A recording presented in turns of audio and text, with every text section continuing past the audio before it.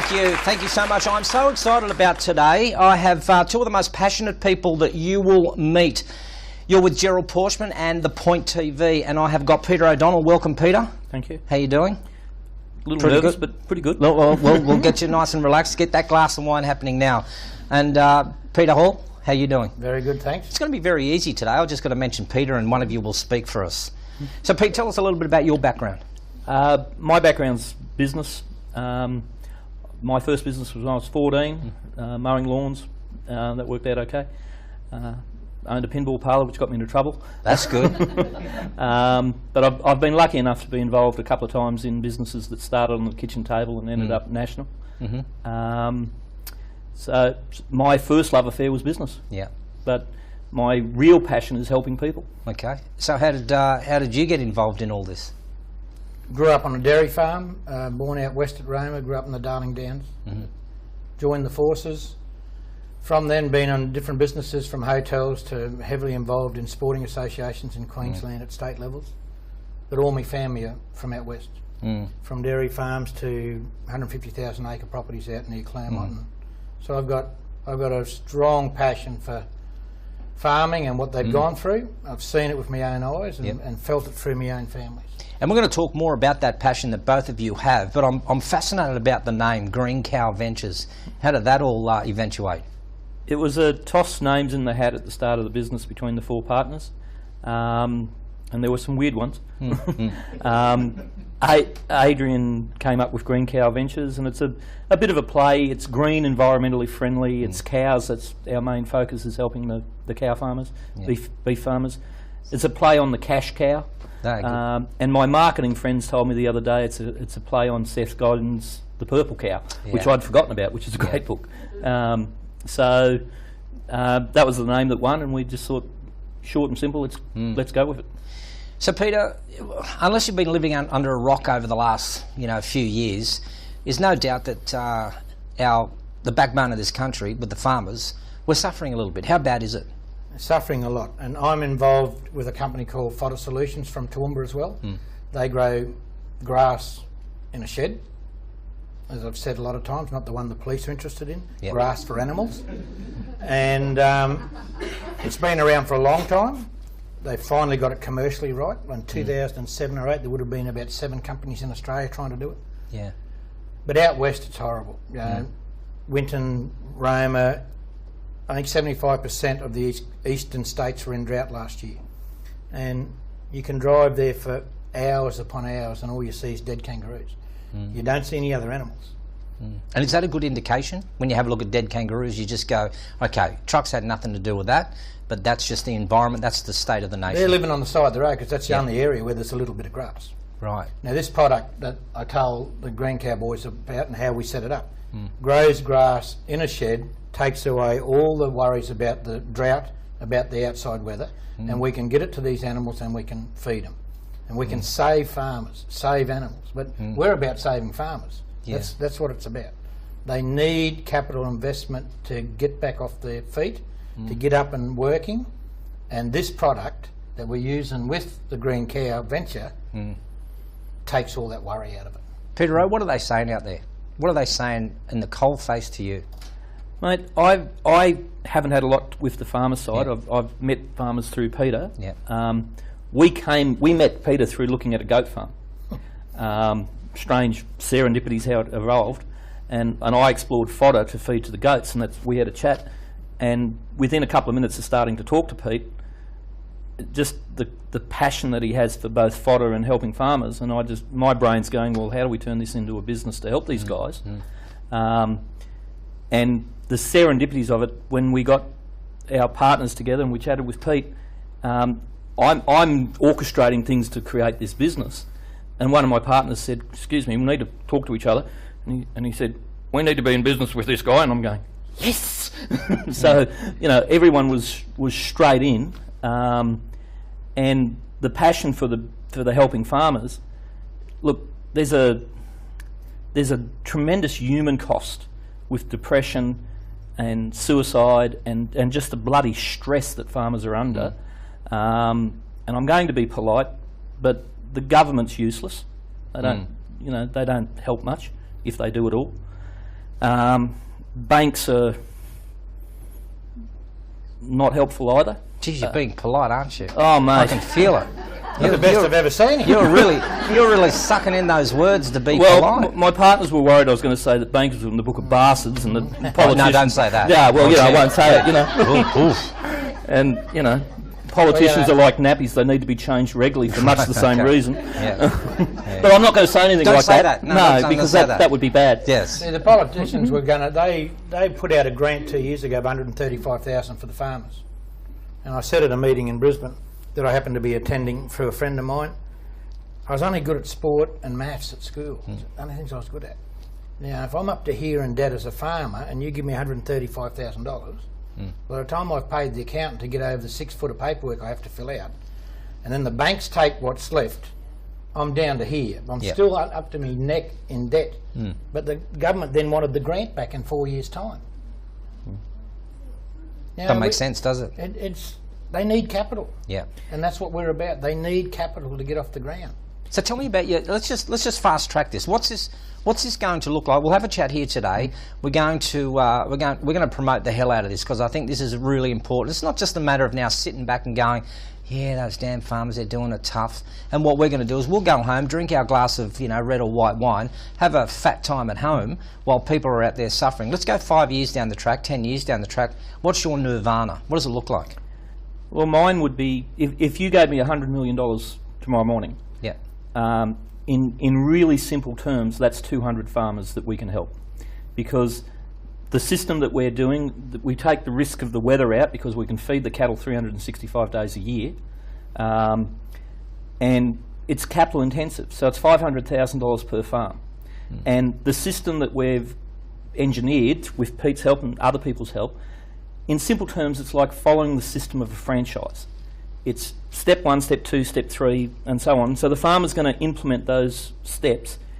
The farmers have got the farm knowledge of cattle and the industry experience, and they've got the land. From a business point of view, they need capital and they need management assistance in the background. So the $100 million that I just said, that's 200 farms at $500,000 an average farm. But what that does is each farm then has a business system that works, and it works 365 days of the year. And then because the farmer's got a business that's working, he's got the money to have his middle finger stand up for him against the banks. Yeah. Yeah. So I said I was going to be polite. Be polite. Yeah, be polite. I'm sorry. Keep that up. That's really good. Because the cold, hard reality of the banking world, I was in the finance world for 7 years, and there's some lovely people that I did meet there, but they were rare. Most of the banks don't have hearts. They just look at the bottom line. And that is what it is. We're introducing capital to the farm. The farmer then has a business unit on his farm that works. And a business unit that works does a lot of things. It keeps him on the farm. It stops him going into town and working at some shitty job just so he can have an income to try and keep the farm. It keeps his skills alive. It gives the possibility for his children to come back into the farm as a viable business. Because and that's where I'll come in, because when you said 5 years' time, I want to see farmers in 5 years' time whose children can see a future. At the moment, they can't see a future. They don't want to be there either, do they? For those who know, we're not publicising the suicides out west. Yeah. What's worse is they're deliberately hiding the fact that teenagers are committing suicide because they can't see a future for their parents. And they don't want to be part of what their parents are in now. If we can generate a business acumen that will keep the farmer on his farm, that the Australians can invest in themselves, we have got farmers staying on the farms, knowledge of farms growing, business growing, towns with people staying in there. Can someone please tell me why we shouldn't be trying to help our own farmers? And just further to that, I've got a local coffee shop near where I live, and it's my second office. I'm there a lot. And I was chatting to the girl. Now, I thought she was just a kid at uni, being a waitress to pay her way through uni. her story is she comes from out west. She desperately would love to stay on the farm and see all her life out as a farmer like her parents, grandparents and so forth. But the economic situation and the emotional bloody devastation of not being able to do it. So there are young people who want to make a future in farming. And if you put a business that works on the farm and the farm starts to make money, and then you let that business grow, he can then employ people, whether it's his family or whether it's kids in the neighbourhood. And the next effect of that is, as they start to make money, they're buying clothes or they're buying food or they buy a car or they buy whatever they have to buy to live in this world off the local people, and that local country town then becomes prosperous. And if the country towns become prosperous, the country becomes prosperous. Yeah.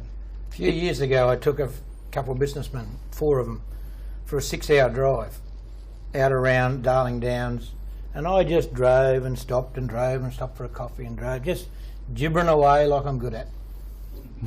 And towards the end of the day I said, if there's anything you've all noticed, what's something in common you've all noticed? And they talked about the cow on this paddock or the grass on that paddock or the size of that farm. I said, no, you've all missed the point. You didn't see any people. And they said, what do you mean? I said, did you see any people working their farms? Because in a drought there's no one left.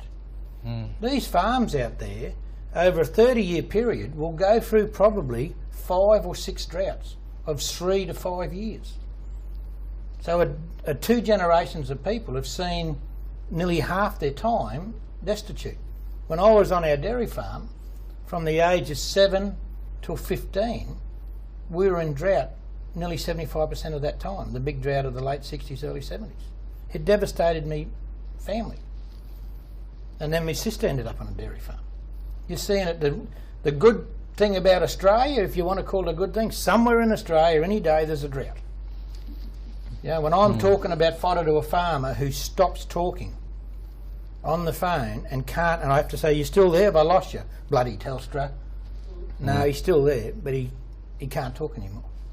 Because in Victoria at the moment, it's as bad as anywhere.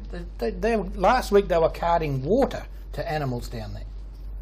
But we don't mind, we just go to the local grocery shop, don't we, and get our milk. Get our milk and feed them. Let me add to that. I was speaking to a potential investor the other day.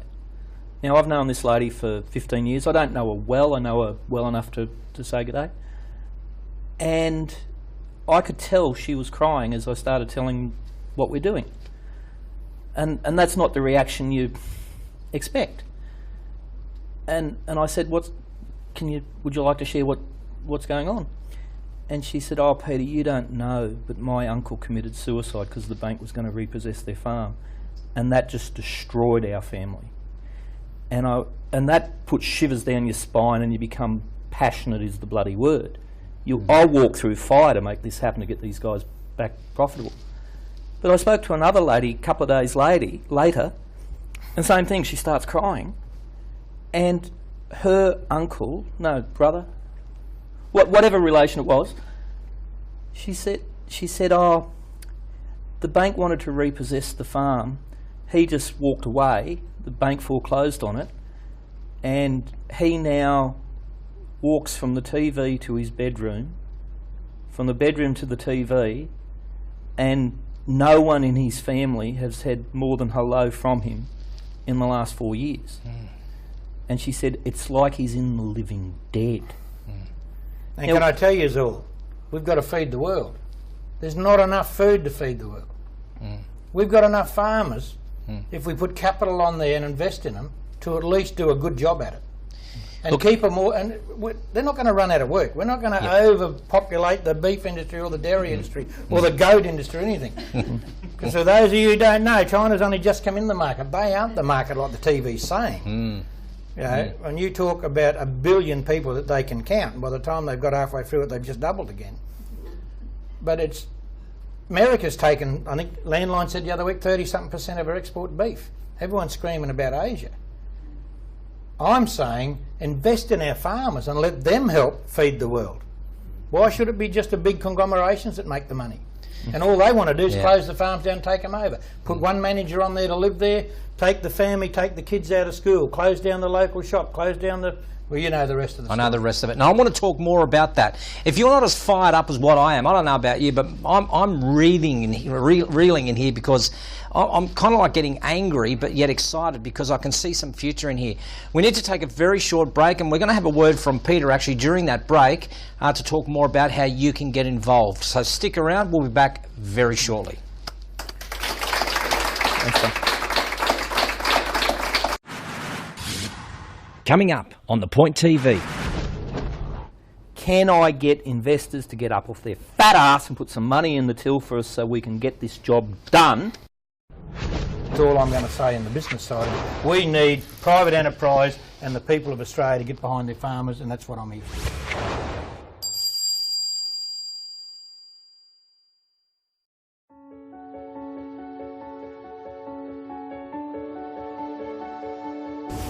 Are you sick and tired of lousy investment options? Are you looking for your own cash cow? Would you like to help farmers? Hello, I'm Peter O'Donnell. I'm with Green Cow Ventures. We partner with farmers, setting up successful businesses on their farms. These businesses are real and are giving our farming partners viable businesses. This means they can profitably stay on their farms. This gives them peace of mind and it lets them sleep well at night. Sadly, many of our farming partners have not slept peacefully for a long time. Our farmers are great partners, and right now we urgently have farmers waiting to start their businesses. If you would like to know how you can benefit from investing with our farming partners, this could be your own cash cow, and it'll help our farmers have peace of mind. Our contact details are on the screen, and I look forward to talking to you. Thank you.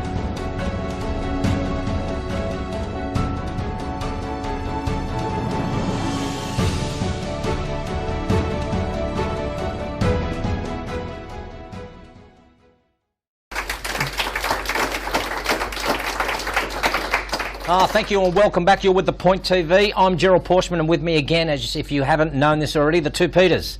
We've got Peter O'Donnell and Peter Hall. Peter, I want to ask you, and I don't want to sound condescending or derogatory here, but farmers are good at farming, aren't they? They're not really good at the building an investment or handling money or the business. Yeah, some will disagree. Yeah. One thing I've said worldwide, we've got one common denominator is farmers.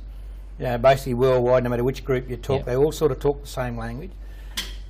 Their worst trait, family included, is they don't like telling the bloke next door what they're doing. Don't let him know what I'm going to do, you know. Yeah.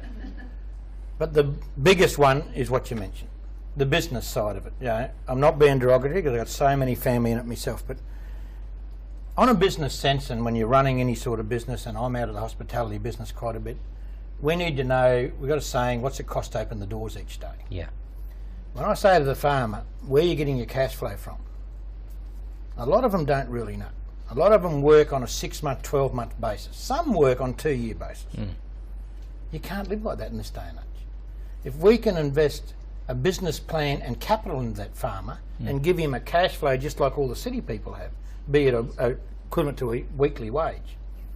And you know, this isn't just about the sympathy for the farmer. It's about getting a business sense that the country will work with. There's no use having all this land out there owned in theory by banks because so much of it's mortgaged and not being able to do anything with it and letting farmers walk off. So I'm guessing you mentioned earlier on, Pete, about if you had $100 million, that's going to help 200 farmers. So it's really about cash. You need cash. You need money. We're in the capital raising business. Yeah. And look, the point Pete just made about a farm, these farms have survived. Any business that survives a hard time, if you introduce capital in physical dollars and capital in better management, that business is going to thrive. The farmers that we work with, they make great partners. They're enthusiastic, they work their bum off. I spoke to a farmer not long ago. He has not had a day off in 4 years, not one day. And that, by the way, is one of the benefits we can bring to the farmers. We can give them a break and have one of our staff run the system and they can have a break. But to do that, we need capital. It's just We need the money in the till. This is a very capital intensive business. It's an average of 500,000 a farm. This sounds like a huge venture, that's probably what you call green cow venture, but I'm thinking, Peter, like seriously, what I just heard Pete say was that, you know, give the farmers a day off and let some of the staff handle it. Their pride will kick in there and they won't allow that, will they? Oh, they'll all say no, but then they'll say yes when you tell them they're going to the beach or something like that. You know.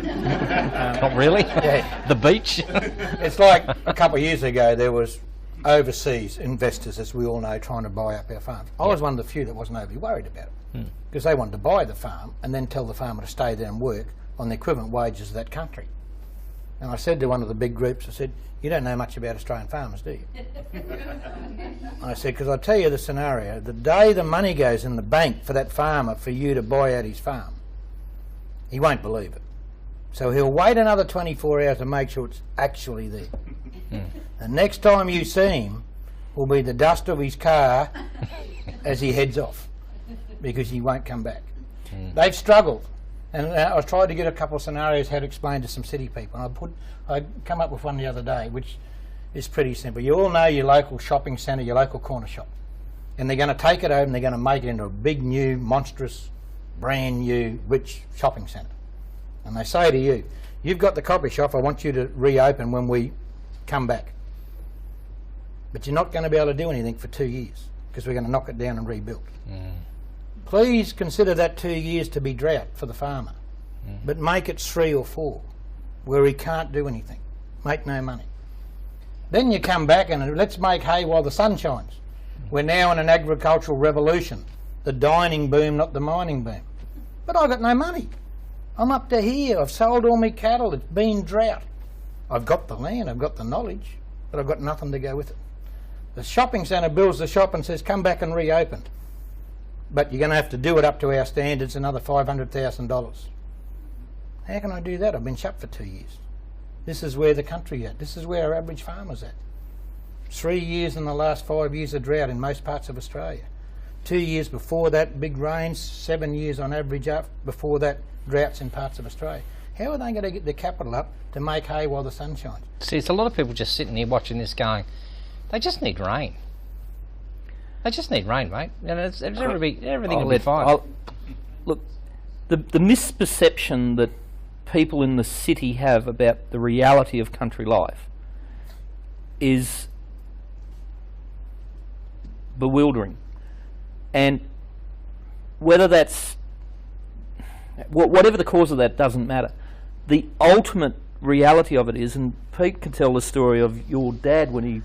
I was thinking of, as he said it, my family, rest of my family, living family, see this, I'll laugh their head off. But when they did get out of the farm and they went into the city, and he got a little corner shop, you know, and he was running this little corner shop. And the people who remember the great fight for the milk industry in about the early 80s or late 70s, wherever it was, where the milk farmers were pouring their milk down the drain. So this bloke walked into Dad's shop. Worst thing he ever did in his life. And he said, gets the paper out, headline news all around Australia. He look at these idiots, Ray, pouring the milk down the drain. He said, doesn't affect me, I'll just keep coming and buying it off you. The cold reality is that's how half the city people think, if not more than half. He thought a lot more about it when he got up on the other side of the street. Because Dad literally manhandled him and threw him out of the shop. And you see it all the time, but people don't understand. To answer your question, all they need is rain. Yeah. Well, for the 2-year drought out at Longridge, the last 2 years of the horrible drought in that region, they've probably sold off 75% of their stock. They've got rid of all their breeders. They've sold female heifers, as we call them, to the abattoirs to be killed just to get money. Now we're supposed to be making hay while the sun shines, but there's no breeders out there. Yeah. This is the biggest part of the venture, putting animals back on the farm. So it rains, farmer go and get his 300 cattle again. Anyone know what the price of meat is at the moment? At the sale yards, it's an average of $3 a kilo. So if you've got to buy, for a simple maths equation, a 300 kilo steer, it's close, it's $900. Let's just say $1,000 for easy mathematics. 100 cattle, $100,000. 200 cattle, $200,000. How can the farmer do that? He's been in drought for 7 years, hasn't made a cent. But if he did, and he had it, he'd make money again. Green Cow Ventures puts that capital in, puts the cattle on the farm. The investors who go in it are part of those cattle being on the farm. The money turns over just as if it was a rainy, good season, and the farmer's up and running again. And if I can just add to that, the first farmer that we've shook hands with, we're on his property. Now this is a man who is just under frickin' tremendous pressure, and he's gracious enough when he met us to big smile, heartfelt smile. You could feel his heart. He's a good man. And we're walking around the farm and we're having a look at his place and blah blah blah, and he and I started chatting about the deal, and we shook hands under is it a fig tree? Fig tree. Fig tree that his grandfather planted when he was born. As I said, how old is that fig tree? 50, 60 years He said old. they planted it the day I was born. So, and look, I wear my heart on my sleeve. And I shook hands with this man and I said, we will get you the money to do what we've spoken about. If it's the last thing we do. And I'll walk through bloody fire to do it. Yeah. Because here's the reality. He's a good man. He's got a shitload of skills that are irreplaceable. We, as a country, need to keep him and people like him on the bloody farm. Because it's no point us being the food bowl for the world and being able to feed the world if Australian farmers don't bloody stay on the farm, and not as an employee of some vast multinational, but as a farmer who's an Australian who wants to produce farm for the community and for the world. Feed ourselves and then take the surplus to the world. But in terms of that man, and I won't name his name, I'll protect his privacy, but he said to us, he said to Pete the next day and to me 2 days later when he was talking to me, he slept well at night for the first time in however long, a year or more. And giving farmers peace of mind is bloody... I've never been in a business where you're giving people peace of mind. Right? It's just, I'm lucky this is now. But here's the other thing. If we don't raise the money for him, and there's they're lined up from here to bloody Tasmania the same as him, if we don't put the money in the bloody till, it's all just dust blowing in the wind. Because the cold hard reality of it is, and it's that old expression, money talks and bullshit walks. And it's very simple. We need the help of Australians to put the money in the till so we can do it.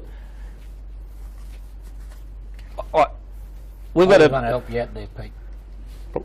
I've got a card trick for you. I like card tricks.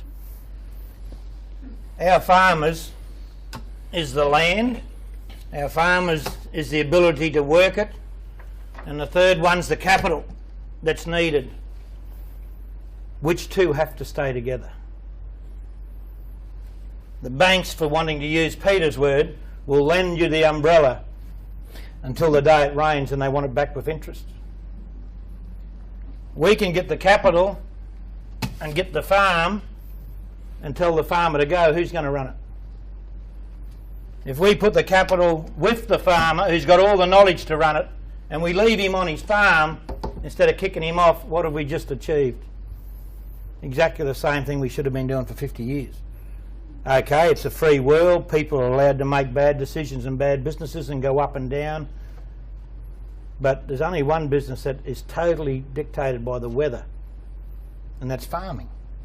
Fodder Solutions takes a big percentage of that out for the animal farmers. Green Cow puts the capital in where the banks can't lend anymore. The banks are tied up anyway under the rules of the banking, how much they can lend. Whether they lend them 80%, now down to 70%, and GFC hits down to 50%. Back up, farmer goes, another farmer comes, sell it off to a big conglomeration. I don't see how that is a benefit to us. Sorry, Joe. If a country doesn't have control of its food security and its food production, that country is vulnerable, and I could use harsher words. I'm just going to say vulnerable, because I live in the city and there's a coffee shop nearby. It's nice, it's lovely, but if the farmers don't produce, whether it's we're helping beef farmers at the moment, and later will be other farmers, but if the farmers don't produce it and that's not secure, and not only is that production of the food secure, that community is secure, because when the community loses a farmer from depression or suicide, that's a resource. There's a human cost to that that's bloody horrendous. And it's devastating. And I've been speaking to people, and you start crying because you hear the story. But that resource, from just the Australia's point of view, there's the farmer that we've got as the first farmer. He grew up on that farm 50 odd years ago. He is a good man who wants to do a good job to produce, to contribute to Australia. And we just need the money to facilitate that process. And compassion is marvellous. We're all compassionate. I've looked around while I've been talking, a couple of times when I've teared up, there's tears in other people's eyes. We're a compassionate people in Australia. But right now, compassion without bloody action means nothing. Some woman said to me the other day, "I will pray for you," and I said, "Thank you, darling. I'm grateful you're going to pray for me. I need all the bloody help I can get. But right now, while you're praying, go and tell 20 of your friends about us, because if they put in $20,000 each, or $25,000 each, sorry, to put the mathematics right, our first farmer is in business and going." They're lined up behind him, and let's just be business from here on in, if I can. Yeah. We've got the money if we want it. There's overseas people wanting to throw all the money at us. So you'll take Mr. Wong's money or Mr. Singh's money from at this India early and stage? China? No, I'm involved in this on a voluntary basis to start with, and my passion for helping farmers. And I've seen what they do. Unless they can tell me they're going to look after the farmer, I'm not interested. And there's a major group from overseas who wants to do it. How many farmers do you reckon we can get? We could probably get 200 in a year if you could possibly expand it that quick, because there's quite a bit to doing it and teaching the farmer and putting everything right on there. But if everything's controlled overseas and there's no money staying here, at this stage I want to see Australians invest in Australia. But if there's overseas money, but there is overseas money, and I've been involved in commercial real estate for quite a few years, and there's some good people from overseas with money. I think Landline proved that 2 weeks ago after the guy in New Zealand, where they were dead against that Chinese businessman. Turns out he's the most honourable bloke you'd ever want to meet, and everyone loves him. Yeah. And there's a case for that in all the different rich conglomerations around the world. Yeah. But why should we go there? You know, there's a saying that who knocked down the Berlin Wall? Yeah. The people did. The people. Yeah. What happened at Tiananmen Square? The people. What's it going to take for Australians to get up? What's it going to take for them to move their feet and say, let's look after our food bowl, our people? There's a lot of rich people in Australia. And I want to talk about that when we come back from the break. Where are we going to get the money from? So let's take a very quick break and we'll be back shortly.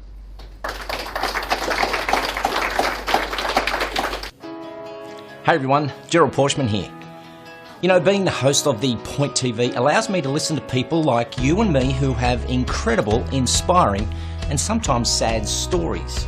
As the presentation coach, I can help you present your story the way it deserves to be told. So why not get in touch with me via the link below and let me tell your story the way it deserves to be.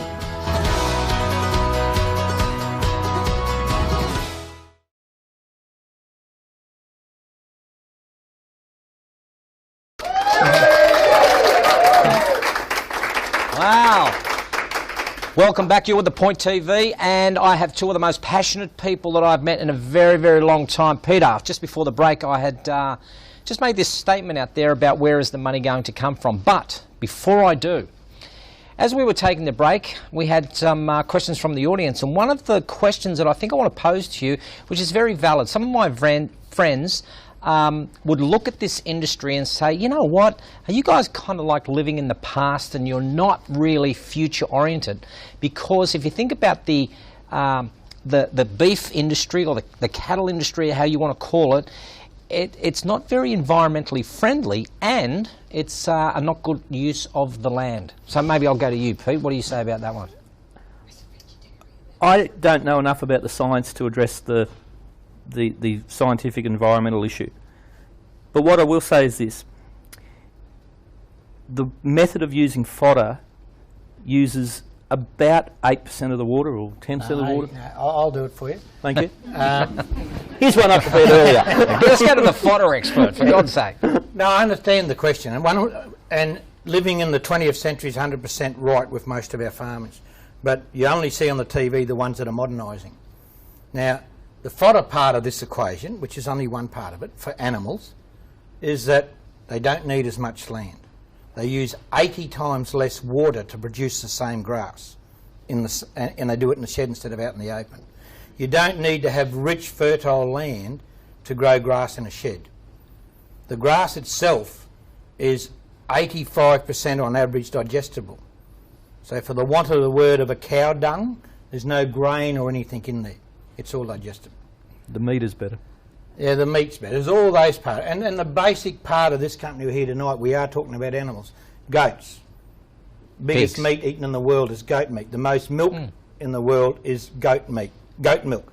But Australian farmers look at goats as goat, you're joking, right? But then you've got all the different animals. I was talking to a farmer the other day who's doing ducks for the Victorian restaurant trade in Melbourne. But for the question that was asked about the vegans and or about vegetables, I spent 2 years in the Brisbane market. Very good point. We as Green Cow haven't gone down that path of helping those vegetable farmers and that generation. And yet this invention is being used overseas to put vegetable growing facilities on top of high-rises. They're growing vegetables in rotating fodder machines. And so that can be an answer, but it's not the answer I know you were looking for, because this whole background here at this stage is about a business proposition that works, that makes money for farmers and can save them, the animal side of it. And the beef industry is at presently not in its worst situation. The only reason it's in its worst situation is 26% less animals or something than we had in 1973. There's more orders for meat now than there ever been. But the farmers have lived on this 20th century idea that the only way you can farm beef, goats and sheep is to have massive big farms. Kidman Station. Farms like my cousin's got 150,000 acres. The fodder side of this equation allows you to bring that right back, because you're not running out on one animal per acre or one animal per 50 acres out west. You can put 2 and 3 animals on an acre. You can feed them out of a shed. You don't have to have great big dams to irrigate. So where do we get the money from? Yes, where do we get the money from? As I said, we said earlier, there's overseas money wanting to come in. Yeah. Passionately, we'd like to see our own investors. You know, everyone's aware of the Every Household Needs a Farmer promotion that was done. Shane Webke was behind it. You know, if you ask me what my goal would be, it'd be to say that every household should invest in a farmer. How they do it, through Green Cow and other ideas, is put our money back in Australia. So I just want to get this straight. This isn't a charity, is it? Not at all. No, it's actually a very good business principle. Yeah, absolutely. And just on the business side of it, I'm trained as a therapist. And the character makeup of farmers, if A, you offered charity, and B, they accepted it, the usual outcome is suicide. But if you look them in the eye and say, I respect you as a business person, and as a business person, I'm going to partner with you, and we're going to raise the money to partner with you to help your business become profitable. Now, that partnership equation and that partnership energy extends beyond what we do with our farmers. because we're partnering with private money people who might have 25,000 or 25 million, because I really don't care. You know, money, we need to put it there. And the partnership, I'm not by law allowed to say what the projected dividends are, and I have to be careful because some government bureaucrat thinks that you are not responsible for yourself and you have to be mamby-pambied in this bloody politically correct society we live in. But what I can say is this business, look, year one, we don't have a full year of production because it takes a while to get the system going.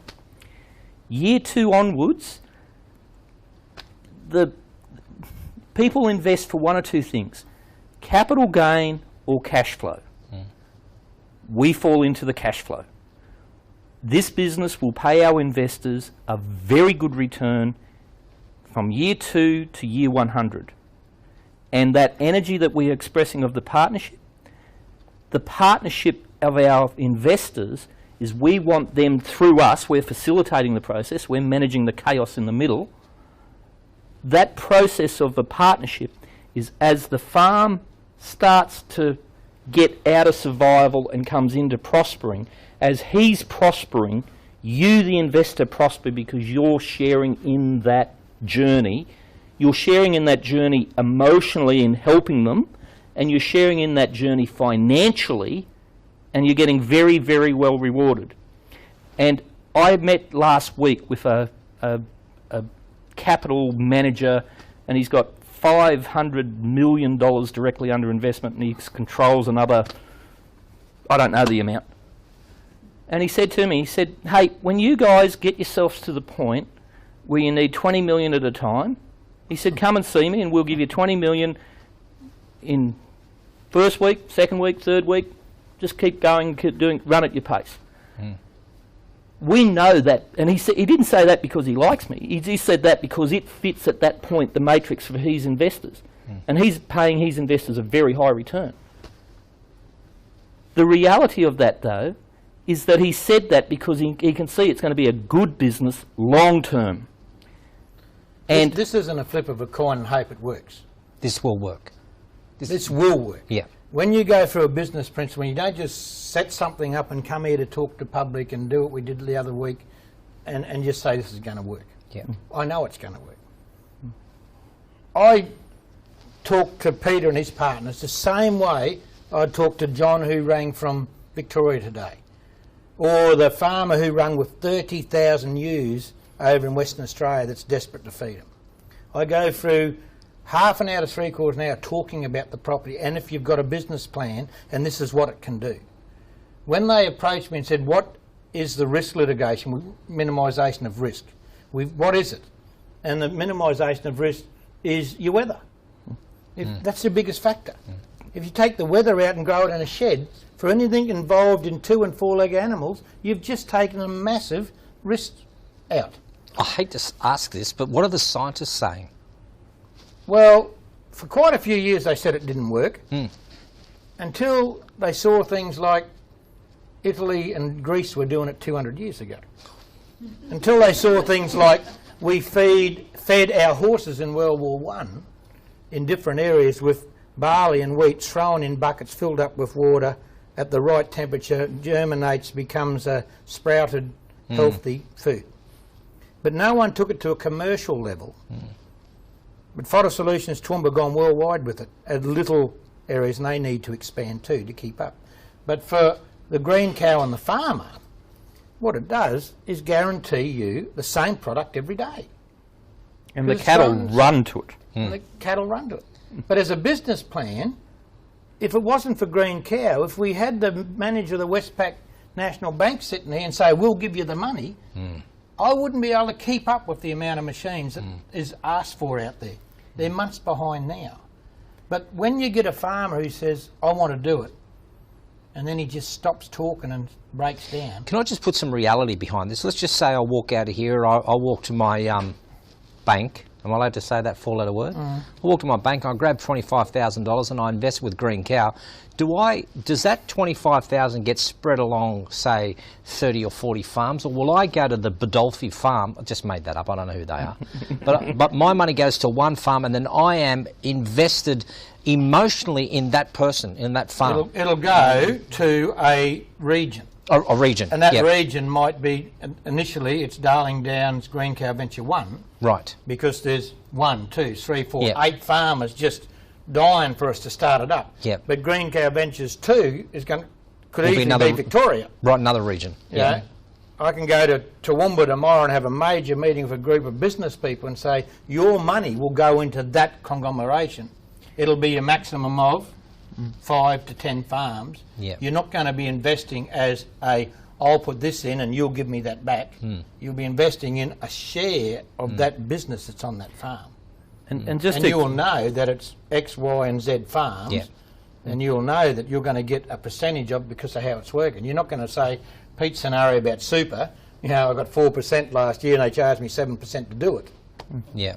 So it's like some of us have done the old olive farms or the trees, the trees in Western Australia, but you never really saw a face behind that. Right. But here, you've got you've got a person behind that, and you've got a real situation that's happening. This isn't just about growing trees or olives. But successful business, successful sporting clubs that I've been in and everything else, somewhere, sooner or later, someone puts their foot down, draws the line and said, from here on in, this is what we've got to do. Yeah. And that's what we have to do. We've got the charity. We've looked at all the horrible situations. Someone put their foot down, draw a line in the sand, put some money in there and go and help farmers get out of that. And if you do, you will see returns that you're not going to believe, but you're going to see returns that's not just going to be a heart investment. It's going to be a mind investment. Super funds, as we said, $2 trillion. And extending on that, Peter's gave an example we were chatting earlier today. Simple things in business work, right? And did you want to use that example? Because I loved that example. I thought it was great. Oh, that was about in the hospitality industry. Someone said they bought a beer out of the bottle shop. Anyone who drinks, and hopefully we don't all drink, but relates to the story. You go and buy your drink from the bottle shop, be it a wine or a beer, and you go home and it's not cold. Ooh. But I just bought it out of the fridge at the bottle shop. Yeah. So this one publican said, I want everyone who buys a beer out of my bottle shop to drink it as if it was in his fridge. I said, mate, are you crazy? Do you know what the real Aussie bloke does, for instance? He goes home and puts his stubby up in the freezer, drinks that one and then puts the next one up as he does it. You can't do that on the pub game. So what they did, they got the pallets of beer, unpacked them, repacked them so there was a square in the middle, a hole. The air from the air conditioning units in the cold rooms went through. That simple idea just turned his business around. And a bloke who I argued with today on the way up here who said the fodder didn't work. Because he had the science. Is he still alive? I'm politically correct, and since I nearly kicked the bucket 4 years ago, I'm a lot more straightforward, but I don't get angry anymore. I'm working on it. And I said to him, well, as I said earlier, I don't know if I said it before because I've been talking a lot as usual, but there's 2 things that still work very well with me at my young age. Me eyes and me ears. And that's what the farming industry is all about. If farmer's eyes see something that works and he talks to the next farmer and hears him tell him how it works, worldwide, that's the farming network. You can bring me all the science in the world to say that 20 years ago the science says this can't work. But I'll take you, and I have with these gentlemen, I've taken them to the farms. They've seen how it works. The minimisation of the risk is almost gone. And they said, how can we invest in this? What do you think? Can I just add 2 things to what Gerald said, to what Peter said then, sorry. One, the simple things in business. The farmers we partner with, if you want to think about it this way, we're providing a system that's like a franchise. So in a franchise, you've got to make the coffee a certain way, you've got to do this a certain way. There's a system that's proven that works. So we're giving a system that's simple, that's proven that works. That's on the farming side. The the other system that works from the investing side, and I just want you to think about this. If people eat meat every day, then you need to produce cattle every month. It's that simple. It's not rocket science. It's very, very simple. And for that lady who asked the question before, it's the same in the vegetable game. We need to be eating food. The farmer needs the help to do it. And Don't put our hands up and go and say, oh, I was down the market the other day and bloody carrots are $20 a kilo now. And just by the way, our model is providing capital to farmers and management expertise. End of the day, that's the business of it. And we've discussed in our partnership that we could do the same system we've got with hydroponic veggies. That's another area that could grow. It needs a bit of capital, needs a bit of marketing, needs a bit of management. You can introduce capital and partner with the farmer. We just happen to pick cattle for the reason that the veggie farmers may be doing it tough at the moment, but the bloody cattle farmers at the moment are in dire straits. The banks are being their usual mongrel selves. The politicians are inept, incompetent or corrupt. And or they don't That will give a be shit. deleted later. I don't. I can't find the delete button. I keep telling you, politicians are like nappies. They need to be changed regularly As for we the said, the same longer reason. it gets, the harder it's going to be to keep him in Exactly. check. He's digging it like this. So Digging the hole. I'm an action guy, okay? Yep. People who know me know I'm an action guy. Well, my nickname in my emails, Can Do. Long before Mr. Campbell took Can the Do. number. Ooh. I've had it for about 14 years. All right, so I'm an action guy. I'm watching this. I'm passionate about this. What's your call to action? What do you want me to do? What are you saying to all the people? We've got 3,000 people sitting out. We've got two people out there. There's people out there watching this, and what do you want? Our contact details will be on the screen. Totally. And call us, have a phone chat, we'll go through it in detail, and in simple terms you can invest from 25,000 to 25 million. It's a long-term investment, it's not short-term. If you're looking to make $1 million off your 25,000 tomorrow, go play with someone else. You're not playing with us. Go gamble. Yeah. This is not a gamble. Good point. It's not a gamble. It's a tried and tested system that a lot of farmers are doing. The only reason we're getting involved is because there's a lot of farmers who haven't got the capital to do it. Yeah. Right? I said They want to do it. They see that he's doing it, but They I'm up wanna to do here it. in debt. They can't all do my it. cattle left, all my sheep left, all my goats left in the drought. I'm sitting here. My kids are going away. What are we doing with our country? Put some money back in there, get some animals back on his farm, give him a business plan with 4 people who are going to oversee it and run it so that he knows he can't, I'll go that way. No. You stick how all the other farmers are sticking and we'll all I spoke to a mate of mine who's a pretty influential business guy. He's made a lot of money. And I said to him, mate, I need your help. I need you to pull this business apart and find the problems I'm blind to because I'm excited about it and I'm passionate about it. Just pull it apart. And at the end of all of that, and at the start of it I said, I think there's only one risk we haven't mitigated from the investor's point of view. Because you got to mitigate risks.